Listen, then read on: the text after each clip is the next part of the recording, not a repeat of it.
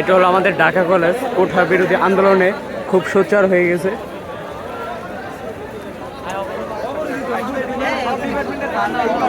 আসসালামু আলাইকুম ভাইয়া, কোটা সম্পর্কে কিছু বলেন। আমি আসলে কোটার পক্ষে, আমি কোটার পক্ষেও না বিপক্ষেও না, কিন্তু আমি এটাও বলতে চাই আপনি বাদ এই যে স্বাধীনতা, মত প্রকাশের স্বাধীনতা নেই, এরা বলে আবার আন্দোলন করছে। এরা কিভাবে আন্দোলন? ভাইয়া সে সামথিং অফ কোঠা। কোটার ঠাঁই নাই ভাই, বাংলাদেশে কোটার ঠাঁই নাই। যারা কোটার শুধু চাকরি বাকরি চান, আপনার মাথার মধ্যে যদি মেধা তাই ন্যূনতম লজ্জা শরম থাকে, তাহলে অবশ্যই কোটা কথা বাতিলের পক্ষে অবস্থান। আপনি তো ঢাকা কলেজের একজন ফেমাস একজন মানুষ, আপনি বর্তমান সময়ে বিভিন্ন নাটক করতেছেন। আপনি এই কোঠা সম্পর্কে আপনার মতামত কি? প্রথমে বলে নেই, আমি নিজে একজন মুক্তিযোদ্ধা কোটাধারী, কিন্তু আমি কোটায় ভর্তি হই নাই। বিষয় হচ্ছে আমার নানা মুক্তিযোদ্ধা। আমি যখন এইচএসসিতে ভর্তি হই আদমজি ক্যান্টনমেন্টে, তখনও কোথায় ভর্তি হই নাই। তারপরে ইউনিভার্সিটির যে ঢাকা কলেজে ভর্তি হয়েছে, এখনও ফাইল ঘেটে দেখা যাবে যে আমি কোটায় আবেদন করি না। যদি কোটায় আবেদন করতাম তাহলে আমি কোটা হিসেবে আমি ঢাকা কলেজে পড়তে পারতাম না, আমার টিকিটে হইতো। আমি ওই সিরিয়ালটা মিলাইছি যে আমার যে সিরিয়ালটা ছিল ওইটা যদি কোটায় হয়ে যেত তাহলে পিছনে যাবো। যদিও আমি কোটাতে কোথাও আমি যে সুবিধা পাবো কিনা এটা না পাইয়া আমি আসলে ভর্তি হই কোটাতে। তবে কিছুদিন আগে দেখলাম যে যারা কোটাধারী তারা আর কি ভিডিও বানাইছে যে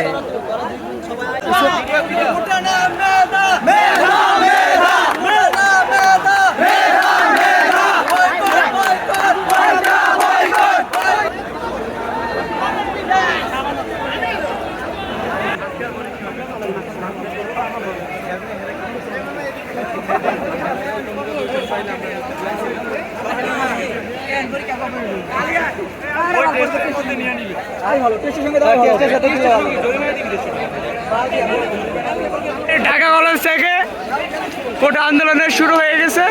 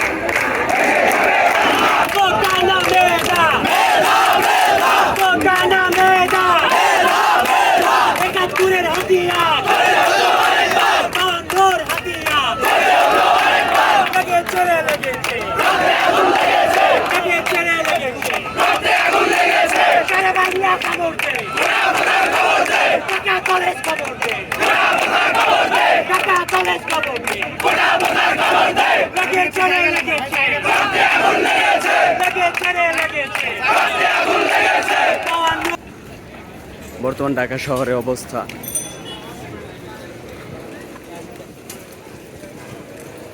রাস্তায় কোনো গাড়ি নেই।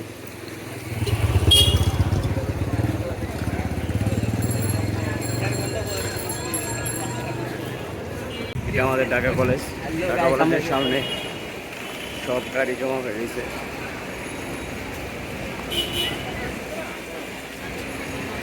নৌকোটা